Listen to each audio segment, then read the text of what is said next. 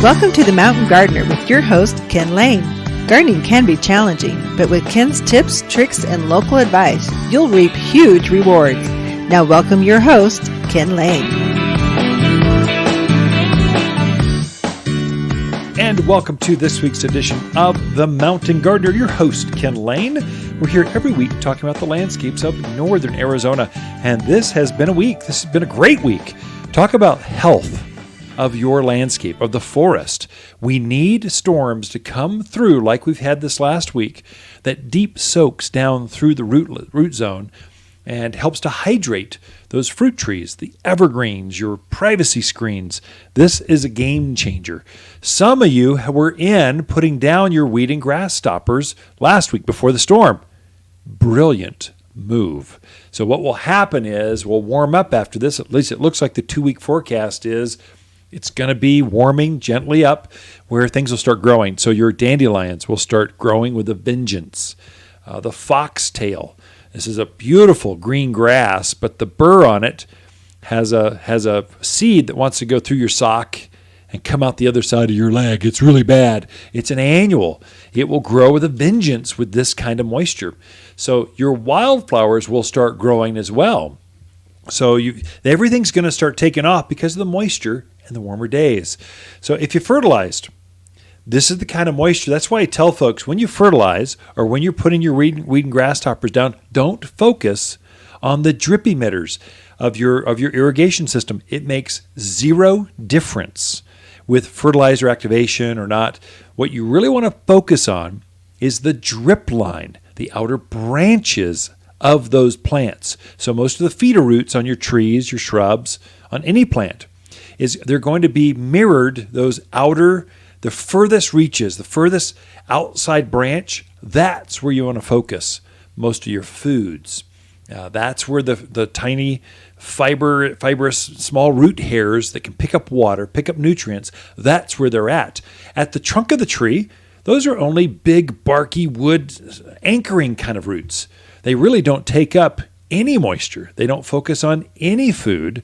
They're just there to hold the tree upright, hold the shrub upright, so they can take on a ferocious windstorm and stand tall. The feeder roots are further out, so focus that out there. And then pray for snow or rain. This kind of week was perfect. It activated all that fertilizer, got it going down through the root zone, and made a difference. It's going to help you to get those wildflowers that were seeded last month. It'll start to get them to settle in, start to germinate, and so they'll start to take off. This is perfect. We really needed that. It also got wet and chilly. So that's going to affect or thin out some of the vermin that's out there, some of the aphids, the pests that start to come around. You need some cold to really create healthier, better, more vigorous plants, and to eliminate some of the pests that start to come after you, after your plants in the landscape. So this is what we really needed. It was really good. We need 1 or 2 more of those, and wow, you'll see hills filled with wildflowers. You'll see your lilacs and fruit trees just erupt with fruit and flowers and fragrance. This is really what we want to go for. This week, we got in a lot of plants, and February is kind of unique. It's one of these swing months where it's difficult. Your yard looks, let's face it looks terrible. It's empty and bare, and you're tired of being inside. And you just want to go out and garden, yet it's going to be cold. And so there are some plants that look better than others in the month of February. And so every month we put together a grouping of companion plants that look great together in that month. Thought I'd just feature a couple of those for you. And one, it starts with the pinyon pine, the single leaf pinyon pine. This is a pinyon pine that's related to our native one that grows here, but this is the one that they harvest the nuts on. The reason I like this particular variety is it has a chubbier needle, has a more robust hydration unit to it. It just holds more moisture within it, which allows it to produce pine nuts faster than any other pinyon pine tree. So this is the one, if you're going to get pinyon pine nuts for your salads, this is the one that they harvest pinyon pine nuts from. It grows really well in your backyard, and it gives you some height. It gives that blue-green kind of classic Arizona blue color to it. It's a really hardy plant, and the pine scale doesn't seem to go after that one like it does our native variety. A companion that goes with that would be lily of the valley. Lily of the valley actually does amazingly well here. It's more of a shaded kind of plant. It loves the north side. Put it on the north side of your pinyon pine. There's a companion mixture to it. But it's an evergreen perennial growing up to about knee-high. Kind of depends on the variety that you're planting. We have several here at the garden center. But the flower, they're loaded with flowers right now. And it is one of the most fragrant blooms. It kind of announces spring. It opens up with these bell-shaped flowers, hundreds of them over this knee-high perennial, and then it just fills up that landscape with fragrance. They look really good in containers, raised beds, but they really look good together with a pinyon pine. To go with that, peony. Yes, English peonies. They actually grow here. They do very well.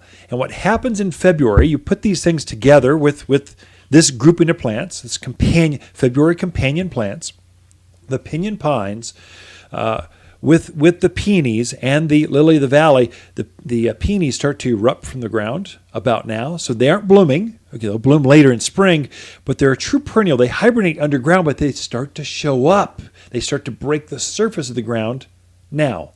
And so you can start to plant those, and now you've got something that will take full sun. You've got a lily of the valley that takes full shade. You've got a grouping of plants that look good and grow well together and can be on the same drip irrigation system.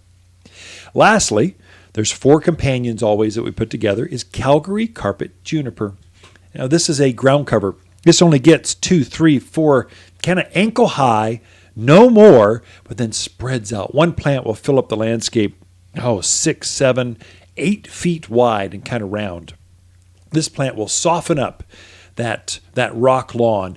It kind of moves in and fills in between all the boulders and the rocks up that hillside. Just a great evergreen that's got this tremendous color, kind of this blue-green color that really complements the single-leaf pinyon pine. Really looks good with peonies growing up through them. That's really magical. Have these ground cover going through with a peony underneath it.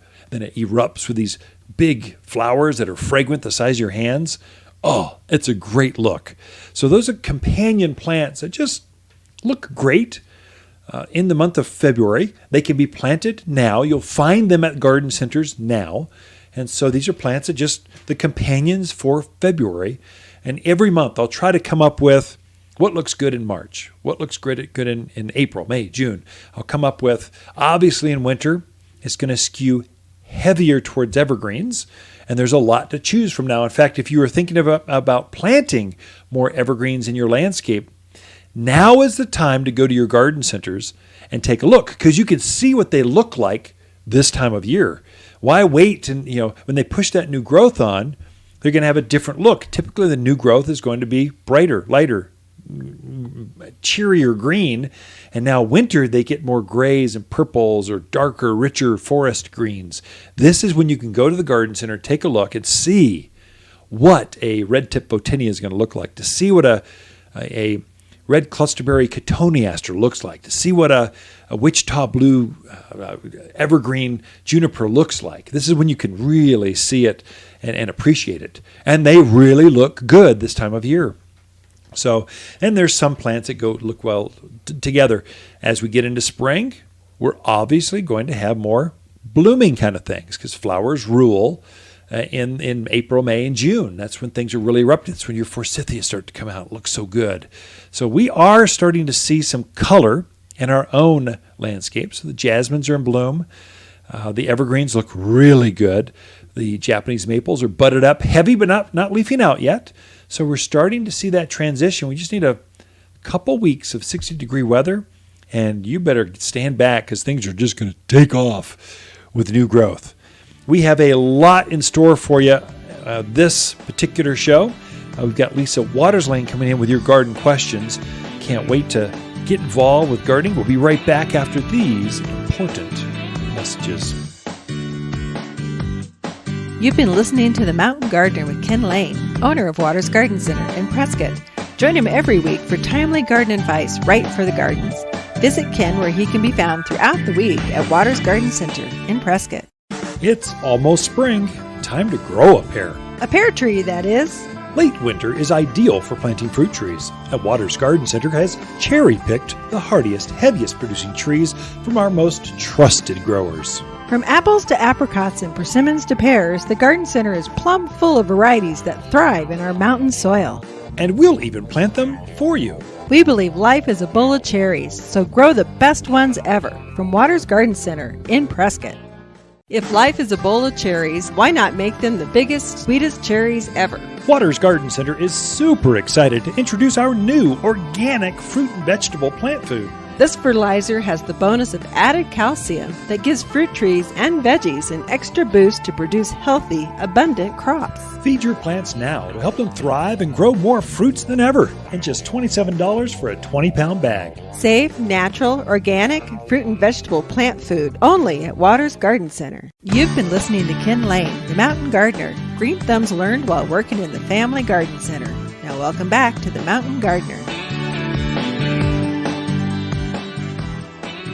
And we are back with Lisa Waters Lane in the studio. She comes each week with your garden questions. Just what's going on in your neighborhood? What are other folks talking about? And there's some value to sharing what other folks are asking. So we've got this whole segment just for, well, she and I answering questions. So welcome to the studio, Lisa. Thank you.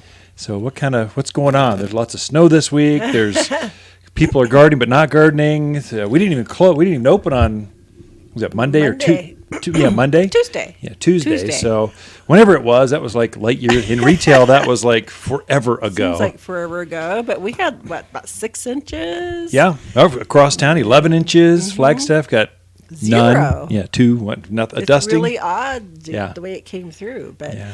with lots of nice moisture in that snow. It's really melting off, and everything's nice and moist now. We needed that. We did. Yeah. So what kind of garden questions do we got going on with other folks? Okay. Well, Kathy says, my pots look empty and boring. What can I plant now to bring color to my front yard? That's actually a good question. There are some things that you can plant now. So you got to be careful, though. So I've had customers coming in this week going, I want my tomatoes, I want my cucumbers, I want my summer plants. Well, it's not summer, it's still winter. Oh, yeah. So you need things that can take a really bright day and then a snowstorm and then come back with a really bright day. And there are plants that thrive in that type of environment. And so the classic of all of them would have to be pansies, giant mammoth pansies, violas, which is a cousin of that. All of those love everything about this kind of weather. And it stays like this in the mountains of Arizona through first part of May. Last year's through Memorial Day. And so they just got so big and bulky and beautiful and luscious. So you could definitely plant those right now. And you almost pray for more snow because they'll do better when they get some cold. Sure. Companions to that would be flowering or blooming or ornamental kale. It's a decorative cabbage, basically. You could actually blend in cabbage if you wanted, but it's kind of green. The ornamental ones are whites and purples, and they're ruffled, and they're really pretty, and they're a companion to pansies and violas. Dusty Miller. Beautiful evergreen or ever blue or silver. It's got a silver color. Evergreen. Yeah, foliage to it. It's pretty. It looks great with the other ones, and they'll thrive. Snapdragons, I can go on and on.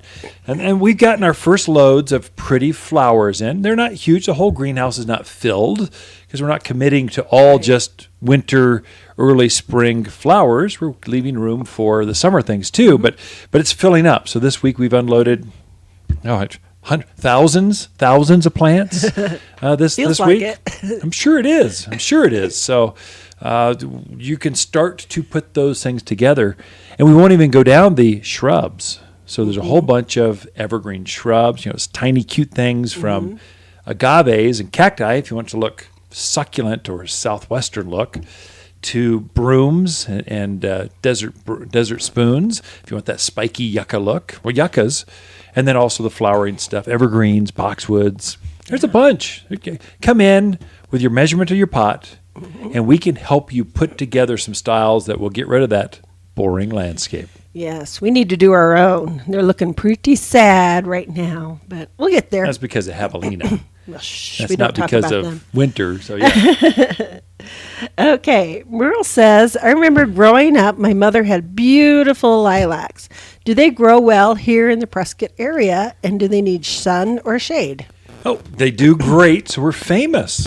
Oh, yeah, famous for our lilacs. I mean, we probably have 10 varieties in the garden center right now, full of buds. The great thing about lilacs is they're very deep rooted. And so they become very robust, drought hardy even. So you can almost count on them to bloom for you every spring. It's just one of those that fills that landscape up with a beautiful fragrance of lilacs, just like you remember as a little girl. So you can absolutely have that. In fact, they might even do better here. The dryness doesn't cause, it gets rid of disease, leaf spot that you get in the Midwest. And the dryness and the altitude tends to dwarf them a little bit. So what you remember as a 10-foot lilac in your backyard as a kid in the Midwest, here they might be 6 to 8 foot tall. So just shorter. So all plants, because of the dryness and the sun, intensity, the altitude, when you read that national tag, just figure 20, 25% shorter, smaller than what they're promoting to be. If you were to plant them in their native where they were grown naturally, they'll grow up to that size. But here in the mountains, it's a little bit more extreme. The soil there's less soil. Things seem to dwarf a little bit here, so it'd be easier to care for. Mm-hmm, definitely. And you're right. We have, I don't know how many different varieties in right now. Some are newer varieties, but their fragrance is still just as wonderful as your mom and grandmother had. Dwarf varieties, tall varieties, red varieties. We've got some that glow in the dark. Maybe not that the much. Nuclear option. Yeah. Okay. Jean started to prune her roses last week, but the neighbor came out and said, wait until March. So she wants to know why she has to wait. Yeah. And her second question was, many years ago, she used to spray with lime sulfur when she was done pruning, which she can't find anymore. So what should she spray, or even does she need to spray? Sure, yeah, good questions. So generally speaking, the Rose Society says prune in March. And the reason being, you're going to cut this big, 3, 4, 5 foot shrub down to knee high with 3 to 5 canes. The reason you do that is you get better flowers, bigger flowers, more flowers on new vine or cane growth. Old structure has less new vines, less new canes coming out, and so you don't get the roses aren't as good. So we're trying to encourage this large root mass to force all new canes, and so you really whack on them. And so that's the reason you do prune. What happens when you do that, though, is it exposes the crown or where the grafts are. And so you have the potential that we can get a cold come through. Really, if you go single digits, it can cause some damage to that graft. Mm-hmm. And so then you can lose the graft, lose the canes coming up, the named variety, and it will revert back to its root variety. That's usually some mean, grumpy old rose that just wants to rip your face off. It won't bloom the same color. We're actually grafting roses, bringing roses in. Here we get a specific variety of rose that adapts better to alkalinity, to clay soils, to bright sun, and you graft those onto a certain rootstock so it performs better in your local area. And so we do that with our fruit trees, we do that with shade trees, but roses, if it goes really cold, you can lose that graft and it'll revert back to its original. That's why you're typically waiting. Usually you're doing that on hybrid teas, grandifloras, floribundas, the name varieties. If it's a shrub rose or a ground cover rose or something, it doesn't matter. It's on its own rootstock. So if it does die back, it comes back from the ground like it originally was. And so it kind of depends on what you're doing. We've pruned back a lot of ours already, but the hybrid teas and floribundas, we're waiting on until March, just in case we get a storm like we did this week. Mm-hmm. When those storms clear out, it's really cold, and that's when the damage occurs. Okay. Is there any sprays or anything she needs to do after she prunes? Sure. Yeah, spray everything. So I was pruning back a shrub rose by the front road, and I scraped across, got all the leaves out, trying to hit some leaf spot on that particular rose. And found a colony of aphids right underneath, just crawling around. I exposed them, which is perfect. Right before that storm hit, I exposed them to cold, so it disrupted them. I sprayed them with horticultural oil, and then the cold came, so they were obliterated. They're going to be gone. Now, more can fly in on me, but at least they aren't going to winter over at the base of my rows. So horticultural oil would be the number one thing because we have so much aphid and thrip activity early in spring. So that's the one. Prune them all up, then spray them, though, so it reduces the amount of work you got to do, that kind of stuff. There is a brand new organic for leaf spot. If you had a lot of mildew, spotting the leaves, curling the leaves, they make a brand new organic, very safe for your pets, your dogs, your husbands, all that, called Revitalize. And so it prevents, it strengthens up the natural occurring antibiotics within the plant and prevents the spores, the leaf spot, things coming in and eating on the foliage, the sugars of the leaf. So that's one. I don't think you need both. I'd say focus on the horticultural oil because it's number one. When spring hits, the aphids are going to be there. Go after them. Okay, folks, that is it for this segment. We'll be right back with more on The Mountain Gardener. You're listening to Ken Lane, a.k.a. The Mountain Gardener. Ken can be found throughout the week in Prescott at Waters Garden Center. Listen each week as he answers timely garden questions unique to mountain gardens. Hi, Ken, with the plant of the week and our cherry jolt, dianthus. Jumpstart the color in the garden with a generous helping of this jolting dianthus. The cherry fragrant flowers come atop rich green foliage. A sun worshiper through and through, growing 12 inches, and knows how to draw the butterflies to their nectar-laden flowers. Uniquely Waters and just $11. Waters Garden Center, 1815 Iron Springs Road, where people who love flowers that jolt, they love to shop. Hi, Lisa with the plants of the week and our Goshiki Holly.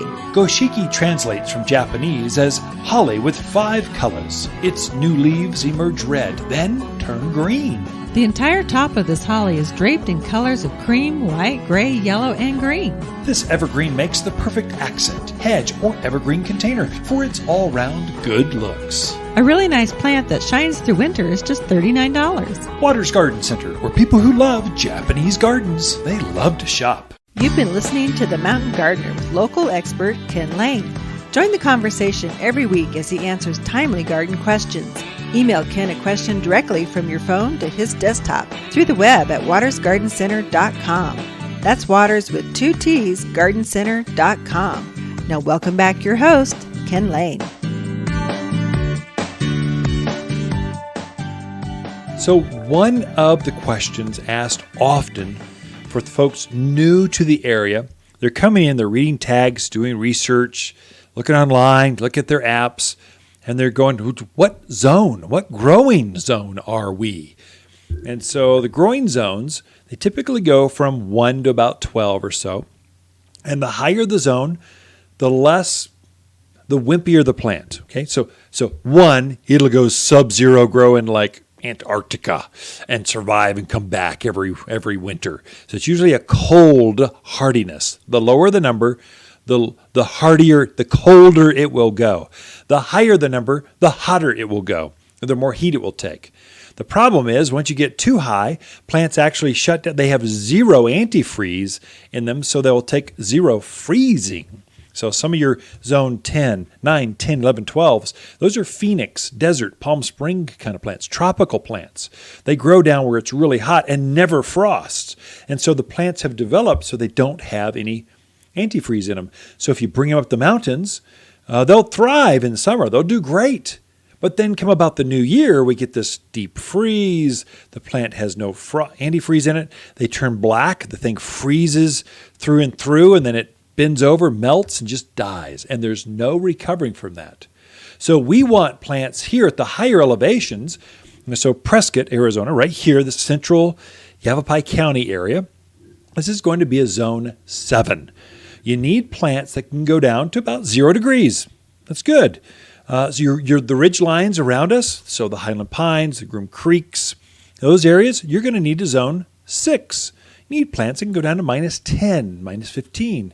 If you're up at the higher elevations, so Flagstaff, Williams, Pinetop Lakeside, there you need plants that are in zone 4 or 5. So plants can go down to -20 or so because it just gets colder.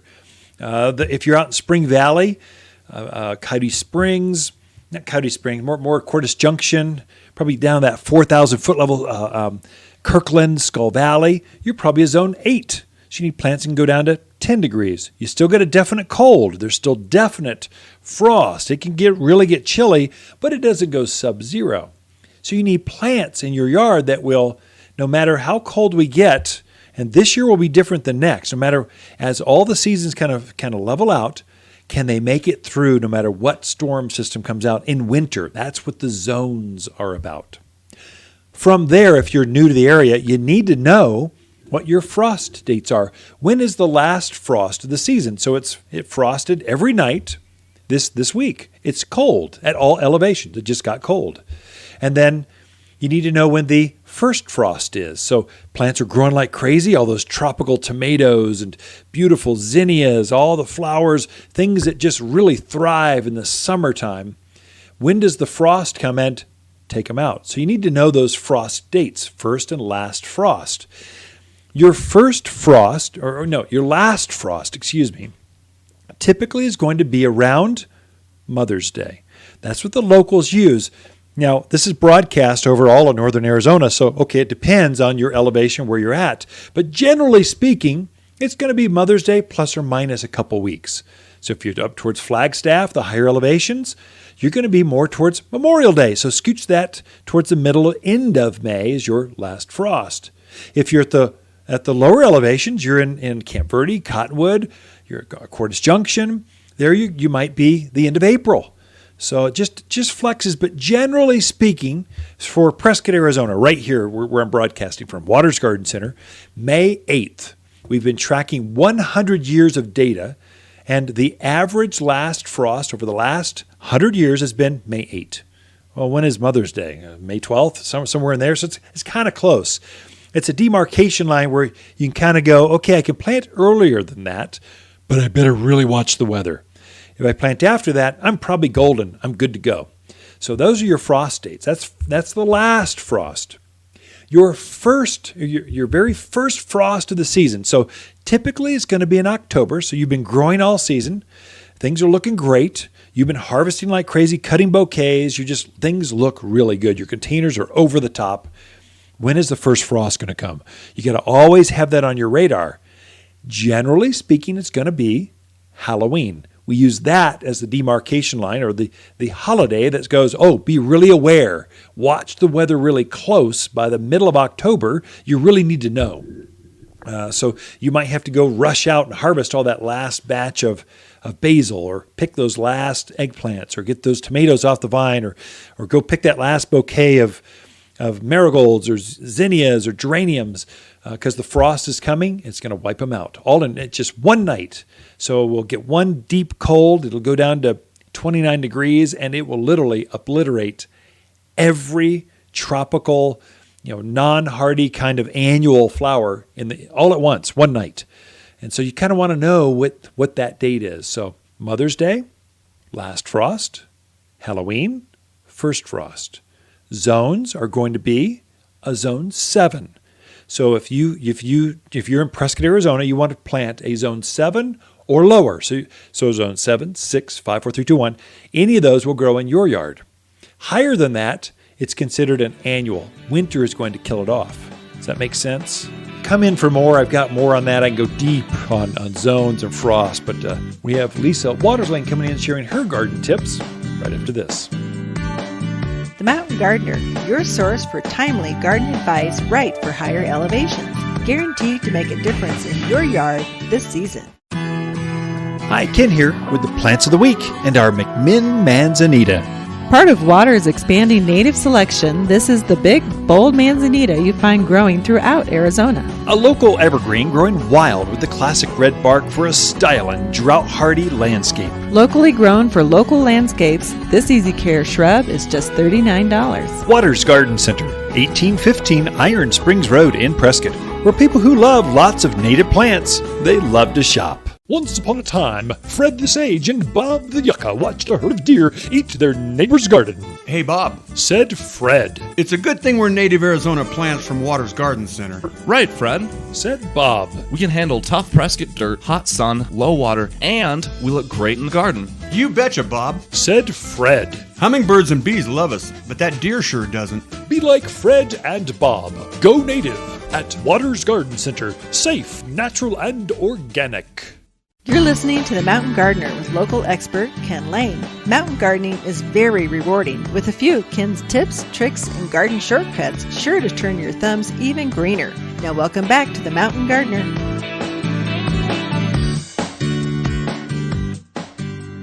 All right, we've got Lisa Waters Lane back in the studio. She comes each week and just shares some garden tips from her perspective. It's good. If you get a room of 10 gardeners and you ask them a question, typically you'll get at least 10 answers, different answers, if not 12 or 13 or 15. Mm-hmm. So there's different ways to garden, and there's not any one that's right or wrong. There's some that are maybe more successful, or that's one, find a neighbor, a friend that's really good at it. Go, what'd you do with that? And then do that, and you'll have the same success. And then stop checking the internet, because you'll just get confused with all this other barrage of opinions and thoughts that may or may not work. And so it's good to have Lisa come in and just share what she's going on in her gardens. Easy for you to say. Yeah. So, as you mentioned earlier, we have gotten many, many trucks in lately. And one of the things that we got in were our roses, our fiber pot roses, is what we call them. So I thought I would talk about the different varieties and what does it mean to have a fiber pot rose, and also to let people know that the fiber roses that we brought in are grade 1 quality. Okay. And maybe you could explain a little difference in how they grade them, and not all bare root or dormant roses are the same. Yeah, that's right. So the grade thing, they grow roses typically 2-3 years in the field, and just like a farm. So they'll go through, and then they'll go through the machine that prunes off the roots, prunes off the tops, and they've got this bare root rose that they rip out of the ground. They're going to grade that depending on the balance of the canes, the size of the canes, the healthiness of the canes. Not just the canes, though, but also the roots. Mm-hmm.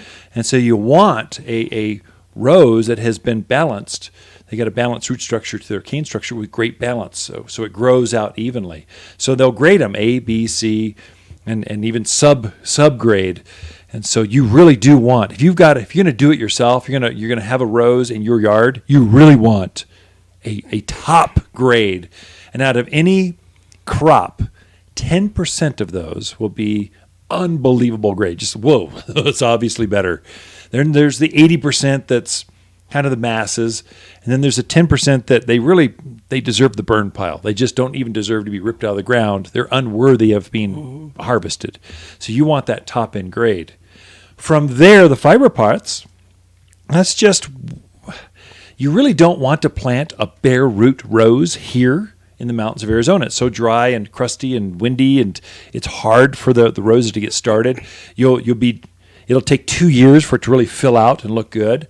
Well, what we do is we'll take that bare root rose, we'll pot it up last year, then we'll root it out in this fibered pot, and then we bring it in the following year. And so you've got a fully rooted variety of rose that's grade A, and then you plant, it's very, very environmentally friendly, you plant the pot and all, just right there in the ground. The roots go right through that peat pot, through the roots go right through that peat pot and into the ground, and then it will bloom this year. Yeah. Whereas typically a bare root rose would not bloom this year. It's blooming next year. Right. So you get an extra season or easily more out of it. For like $5 more, you get a whole lot more and rose. And a very healthy rose. Way more success. Yeah. So a question for you on the fiber pots real quick. Do you kind of break that down at all, slice it, or will it break down on its own? So the experience is just personal experience from decades of selling those things. So what I found is what they say in other parts of the country where it's acidic soil, you put it in the ground, roots go right through it. And that does work that way. Where the ground is very, very alkaline, the opposite of acidic, you put it in the ground. And sometimes if you don't have enough organics and you don't water it enough, the roots won't go through it as well. Okay. So what I tell when I'm helping customers, I tell them, don't take the fiber pot off. Right. Just cut the bottom off. That's it. And that kind of gets that balance. We keep the root intact, but it opens up a piece. You kind of want the roots to go down anyway, so just shave off the bottom of it with a razor blade or pruners, pocket knife, anything, and away you go. That thing will just take off with new growth. So and easy peasy. Now's the time you do it. We've got a handle on how to plant a shrub, how to plant a rose. There's more steps to it than just open a hole, chuck it in, and watch it grow. Yeah. You need some things to make it happy, but that's what you do with a fiber pot. In this gardener's opinion. I would agree with you. I just wanted to make sure we kind of got that out there because there again, we're in the mountains of Arizona. It can be a little different. So types of roses. So there's tea roses, grandifloras. Sorry, I think my cold is coming back on me, Ken. So tea roses, grandifloras, floribundas, and then shrub roses. Right. So those are the... And carpet roses. And tree roses. And we can go on. Oh my gosh, you just keep going on and on. But I thought I would talk about a few of the really pretty ones that we've got in each category. So I'm going to start with the tea roses. Yeah. And those are the ones that have more of the single flower, single bud on a long stem. So kind of that more traditional type rose. One of my favorites that we have is called Sugar Moon. It's a beautiful white rose. And the fragrance on it is just amazing. I love that one. We got one out there called Over the Moon. We have a moon theme going here. Yeah. I love the description of it. It said it was a voluptuous, warm apricot color. That sounds good. I was like, okay, I need one of those in the yard. I need 2 of those. And we got a new one in this year called Grande Dame. So it is... it's almost like a David Austin rose, if you're familiar with those, where they're very, very fragrant. And the petal count on, I think it's like a 40 or 50 petal count. Wow, that's so amazing. It's a really big, multiple petal with very good fragrance. So kind of like the David Austin. That's so right up there with David Austin roses. Right. That's amazing. Very, very pretty. It's kind of a rosy pink color. Yeah. So that's a new one to check out. So if we go into Floribundas, which is a rose that has many blossoms on one stem, makes a great show rose out in the landscape. We have one called Distant Drums, which is really neat because it kind of turns color. So when it first is in bud, it's kind of a tannish color. As it opens and matures, it turns into a pink color, a really soft pink. From tan, a tan flower does not sound pretty. No, but fading to pink sounds amazing. It's really a pretty rose. Wow, I've not seen that. I'm going to check that out. I did not. I haven't seen that one. That's interesting. There. One called Ebb Tide, which is a really deep purple color, and the fragrant on it. Because I like clove smells, spicy smells, and this has that. So it's a really cool one. Ketchup and mustard. I would say that's a classic. People love that rose. Well, it's two-tone. It's so unusual. I mean, red on one petal, yellow on the backside. Come on, ketchup and mustard. That's crazy. I'm surprised every year how many of those we sell, but it is a really pretty rose. And there's one out there that I thought was gorgeous called Judy Garland. So it's yellow, but it kind of, there again, as it matures, it's going to turn into kind of an orange and dark red color to it. And it also has kind of an apple-y fragrance to it. Apple's good. Yeah, so a real pretty one. So then we get into grandifloras. And grandifloras, they're just a taller rose. Am I right? Bigger. It's like you mixed hybrid teas with Floribunda on the same rose and then fed it steroids. So it's going to be twice the size of a regular bush rose. It'd be up head high or so. But then it's bigger, so it has so many more flowers. It's for a shrub. It's fantastic. For that back corner, fantastic. That's the way to go. My favorite one in that grouping is called Miss Congeniality. So it's a white rose with a dark pink edge to it. And the fragrance on that one, it's there again, it's kind of that spicy fragrance. So it's got everything going for it. Oktoberfest, which is kind of cool because it's an orange That's rose. unusual. Yeah, something a little bit different. And Fragrant Plum. That's another one that's kind of a medium purple, but they're getting the fragrance on it is just we got amazing. A theme going. Roses are fragrant. Well, if you're going to have a rose, it should be fragrant. And we work really hard to bring in the double whammy: beautiful color, beautiful fragrance. Yeah, absolutely. That's great. And now's the time to put those in. You really want those. Roses are starting to grow, so it's time to put these in the ground. Right. And then by the end of April, they'll be starting to bloom, and they'll bloom. These are ever bloomers, so they'll repeat bloom in waves of flowers right through October. I mean, we had Thanksgiving, first part of Christmas. I mean, first part of December, we had color on our roses. It's amazing. This is great rose country. Thank you, Lisa. The roses you can plant in February. If your Valentine didn't give you a rose, go ahead and plant one for yourself because you deserve it. We'll be right back with Ken and Lisa Lane and the Mountain Gardeners. Look for more tips, tricks, and garden shortcuts through Ken's website. Podcast the show, read his weekly garden column, or follow him on Facebook and Instagram at watersgardencenter.com. That's Waters with 2 T's, gardencenter.com. Hi, Ken with the plants of the week and our majestic giant pansies. Mammoth blooms smother this 12-inch plant right through winter. Fragrant like its fairy-faced cousin, this giant bloomer has the perfect balance between evergreen foliage and flower brightness. Hardy and carefree, this local pansy brings the garden back to life, all for just $5.99. You'll only find them at Waters Garden Center, 1815 Iron Springs Road in Prescott. Where people who love majestic pansies, they love to shop. Wondering why my garden looks amazing? Well, that's personal. The personal garden shopper service at Waters Garden Center, that is. Before talking with my personal shopper, I had no idea which plants would be best for me. But now my garden is bursting with flowers and buzzing with hummingbirds. Just go to watersgardencenter.com, click on Shop, and choose Personal Garden Shopper. A Waters Garden expert will pick the perfect plants for you, personally. The Personal Garden Shopper, only at Waters Garden Center in Prescott. Welcome to the Mountain Gardener with Ken Lane. Gardening in the mountains is different. Listen to Ken's tips, tricks, and garden shortcuts guaranteed to make your gardens more beautiful than ever this year. Now for better advice that works locally, welcome your host, Ken Lane.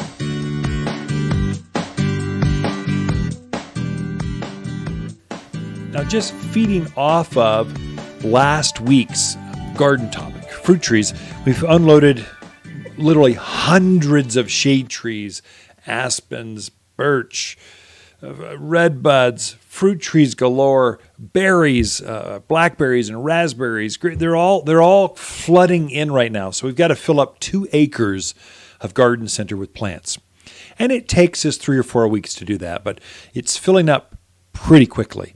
And so the trees are here, the fruit trees are here. If you were contemplating planting a shade tree, maple, any kind of leafy type of shaded tree, it's deciduous now, loses its leaves, but then wakes up and flushes new growth in spring, you really do want to plant those before they wake up. So there is not urgency. We're so mild here, at least at the lower, I'd say 6,000 foot level and lower. We're so mild you can plant 12 months out of the year. I mean, there's just no season that you can't go out and plant something. But there is an ideal window. There's the peak time. And now you're in it. Now through the end of March is your peak time because we're trying to get those fruit trees, those shade trees, the blooming ornamental trees. We're trying to get the trees in the ground before they wake up. That way, the second they start to leaf out, and you'll see the buds starting to form, right after they leaf out, they start to send off roots. So it's just like ba-dum-bum. They just go leaf, roots, just like that. And so if you can get them in the ground, they're going to start to leaf out. They'll be used to their surroundings at that point, and you'll get more root mass in your surrounding landscape, which makes them more robust for the summer months, the windier, drier times. June is just rough. Folks ask, what's the hardest month to grow things? They're thinking January is the roughest time to grow in the mountains of Arizona, and that is not true. Things are dormant in January, February, December, that middle of winter time. Really the hardest, most difficult time to grow here, the season, is June. You've got all this new growth that erupted April and May. Now it's exposed to this prevailing southwest wind. It's unique to the southwest here. Arizona's really takes in the shorts on this one. So this prevailing southwest wind that's just bone dry. You've got all this new tender growth coming out. And so that combination of tender growth, wind, alkalinity, and then you just can't make a mistake with your irrigation because that new growth is sensitive. So you need to be a really good gardener. The more roots you have underneath that plant before the month of June, it takes the edge off. You can make more mistakes. You don't have to be as good a gardener if the timing is right. That's why I emphasize now, before they start to leaf out, really is a peak or ideal time. I know it just snowed to Monday night or whatever, and now it's thawed, but it doesn't matter. The ground is not frozen. So it might have snowed, but the ground is still, actually it'll be easier to work now than it was earlier. So that's going with the seasons, working with the environment instead of against it. That's the secret to learning how to garden in a new space. What you'll also find is in your own yard, the front yard will be different than the backyard. The gardening on the side yards will be different. The grade makes changes it.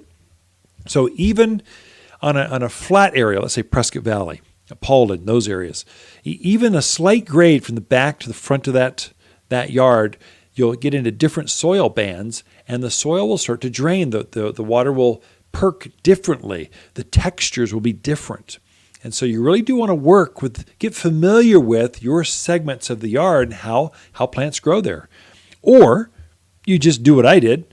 It was so horrible. The whole experience in the backyard was so bad that I just went, that's it. I'm not gardening in this crud. I'm going to make raised beds, and we're gardening, and I've got tiered raised beds on this mountain slope, and it's like the Towers of Babylon, just beautiful, overflowing with life, because I've brought in all new fresh soil to garden in, because I'm on the north slope of a mountain, heavy clay soil. They ripped open, most of the topsoil was taken off of that hillside to put our house in. So I'm dealing with sterile soil that's heavy clay on a north side that doesn't get much organic or water or sun or anything. And so it was some of the hardest gardening I've ever done. The great thing is, once you learn how to garden and modify your garden space so that plants thrive, it's like a mini oasis.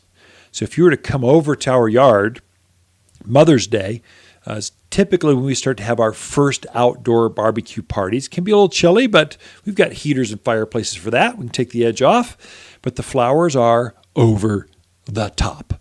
By July 4th, or Father's Day, the next holidays, the gardens are just full. I mean, they look like a botanical garden. It looks like an oasis because I've learned how to modify or work with my soils to put those things in. Then you need to know when to plant certain plants. So the frost dates I'd mentioned at the bottom of the hour. So our last frost is going to be about Mother's Day in our backyard. So this is in Prescott. So I won't plant my tomatoes, eggplants, things that love the summer, things that form a fruit or flowers that are a little larger, that like the sun of summer. I'll wait until after that date, Mother's Day, to start planting those things. I am planting spring lovers right now. So your kales, pansies, spinach, chard, violas, dusty millers, snapdragons, there's peonies. You can go on and on and on. There's a lot of things you can plant now. They look good now, but they're not going to look as good in the summer. So that's when you kind of you're working with the seasons. So ideally in your own yard, you're going to want some evergreens. If you don't have any, your yard looks terrible right now. It looks like a lunar landscape. The things that are there, they're just twiggy, no foliage. You need some evergreens in your yard, about 20%. You need about 20% of those landscape plants to be spring bloomers. Lilacs, forsythia, flowering quince. There's a whole series of them that do really well. Indian hawthorn is this nice evergreen that blooms in the spring. You want about 20% of those. When spring gets here and you're outdoors and you're kind of feeling antsy, you want these things to erupt with a new color. Just go, welcome back. I missed you all winter. Thanks for coming out in the yard. Let's garden together. You need about 20% of your landscape to be summer bloomers. These are crepe myrtles, Rosa Sharons, Sistina plums. There's a whole series of plants that look really good in the summer months. By then, the spring bloomers, they're done. They're just green shrubs. That's all they are. But if you put some Russian sage or some salvias out there, the hummingbirds start coming in, the butterflies are attracted. You want about 20% of your landscape to be summer bloomers. Then you want 20% of your landscape to be fall color. These are your maples, your Japanese maples or autumn blaze maples. There's lots of colors, silver service berries, Lots of natives, desert willows. They look really good in the fall of the year, and they just erupt in these reds and oranges and gold colors that really make your landscape stand out. Then that last 20%. So let's go 20% evergreens, 20% spring bloomers, 20% summer bloomers, and then 20% fall colors. That leaves, to round it off, an extra 20%. And I tell my folks, when I'm helping them design, I just go, which season do you like? When are you here? If you're from Alaska and you're down here and this is your winter home, I would focus all of that on winter evergreens because that's when you're here enjoying. If this is your summer home, you winter down in Phoenix, then you come up the hill to be up here, I would focus on summer plants. I put that all 20 extra percent. I'd put agaves out there and more salvias and Russian sage and coreopteris. There's a whole series of plants that just look great in the heat. So use that last 20%, that just anything that's either you're there enjoying the landscape or you just like it and you want it or you want more of it. Double down.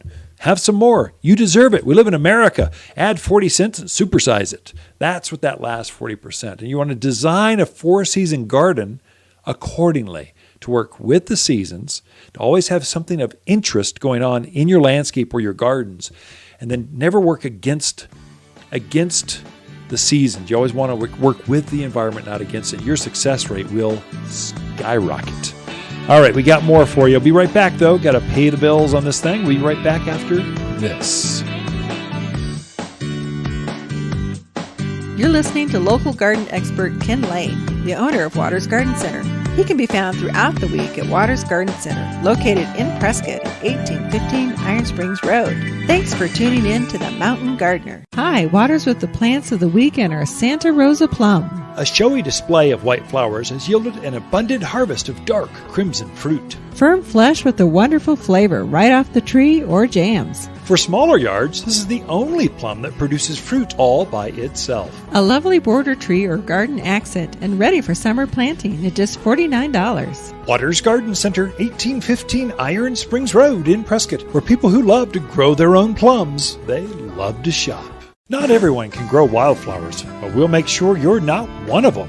At Waters, we know which wildflowers sprout, thrive, and bloom with success. We're wild about wildflowers, with many of our own Arizona blends. Like our Arizona native mix, butterfly and hummingbird mixes, and all are big, bold, and beautiful. At Waters, we know wildflowers, and winter's a season to spread new seed. Waters Garden Center, where people who love their flowers wild, they love to shop for seed. You've tuned in to The Mountain Gardener with local garden expert Ken Lane. Join him each week as he answers timely garden questions that are sure to make a difference in your gardens. Now welcome your host, Ken Lane.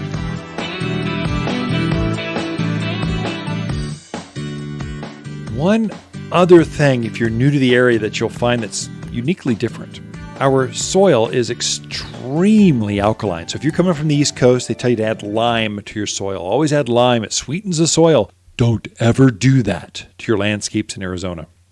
Take those wood ashes from the grill or the fireplace and add them to the garden. More ash is good. Don't ever do that in the mountains of Arizona. Again, ashes are very alkaline, so it'll quickly change the chemistry of your soil. And our soil generally has a lot of volcanic ash naturally occurring in the soil. So you rarely have to add any new ash to your soil. There's enough there already. And if you get too much of a good thing, it can actually sterilize the soil so nothing grows. So before you add ash, before you add lime to your soil, make sure you soil test. Make sure you know what you're getting into instead of just blindly adding stuff to your soil like you did in other parts of the country. We are different here in Arizona, and you need to know that and how to react to that. And there's very little organic naturally occurring in our soil. And so the topsoil is millimeters thick, just very shallow. Your contractor graded all that off to put your footers and driveways and patios in. So many of you have zero active, live soil that you're planting in. If you just throw a tree into dead soil, it's going to struggle. It's like raising your kids in a bone pile. How well are they going to do? Well, they might survive, but they're really going to struggle. What you'll find is you need to add some organics. You need to prep that hole right. Get rid of the rocks and the debris that's in that ground and plant it. Get that planting hole right. This is especially important for things that you want to grow fast. privacy screens, or things you want to fruit, like fruit trees, grapes, berries, brambles. They all grow really well here, but you need to do the prep work ahead of time. So the work of a plant is getting that soil right, and then everything just comes into alignment. And if you've got really heavy clay soil, you might want to check before you throw a plant in that. So dig your hole, fill it up in the morning. At the end of the day, if there's still water sitting in that hole, that's not going to grow a plant. That's going to grow cattails maybe, water lilies. It's a bathtub. It's not a planting hole. So if you throw a nice spruce tree or pine tree, or they're just going to die. It'll take them 6 to 9 months, but they're going to die. So you really want to test that. Check the drainage before you really commit to putting that $100 tree in the ground and hoping that it grows. A little more homework here because of our soils are different, our water is different, our chemistry is different. We have no naturally occurring food. So what you'll find is you need to fertilize more often. And so we recommend fertilizing 4 times a year with an organic food. So we make our own organic fertilizers. So you want to fertilize, if you're thinking holidays, Easter, 4th of July, Halloween, and New Year. If you get that sequence right, you're going to have a healthy yard that just blooms, has fragrance. It grows with just thrives. You'll think you're just like the rock star of your neighborhood, and you are, because you had the insider tip of you don't have any food, and these plants need to be fed more regularly. Now, let's say the Midwest, where you've got an 8-foot topsoil. We go over a lot of this on our garden classes each Saturday. So this Saturday was gardening for newcomers. We went deep on that. So we shared all the insider tips for new folks gardening here in the mountains of Arizona. Next week, we go deep into the evergreens that also bloom. There's some plants that actually look good year-round, and then they bloom for you in the spring. They're like magic. They're great for the mountains of Arizona where you need a lot of seasonality. We've got more rock, so you need each plant to bring more to the table. When you have lawns, it's super easy to just throw a few plants and it looks good. The lawn carries you, but if you've got rock, it doesn't. You need your shrubs to do more for you. Then the week after that, we've got December 26th. It's 29th, the spring to-do list. What do you do at the end of February to get your yard ready to rock and roll, ready to plant? So we'll go deep into, here's 10 things you need to do to have a better landscape this spring. Until next week, Lisa and I camp out here at Waters Garden Center. We love talking to friends of the show. It's almost spring. Time to grow a pear. A pear tree, that is. Late winter is ideal for planting fruit trees. At Waters Garden Center has cherry-picked the hardiest, heaviest producing trees from our most trusted growers. From apples to apricots and persimmons to pears, the garden center is plumb full of varieties that thrive in our mountain soil. And we'll even plant them for you. We believe life is a bowl of cherries, so grow the best ones ever from Waters Garden Center in Prescott. If you want a more fruitful garden, increase success in your landscape that just feels better, then tune in every week to The Mountain Gardener. Years of tips, tricks, and garden shortcuts are guaranteed to make your gardens nicer than ever. Listen to this podcast or read Ken's weekly garden column by visiting watersgardencenter.com. That's Waters with 2 T's, gardencenter.com. Thanks for tuning in.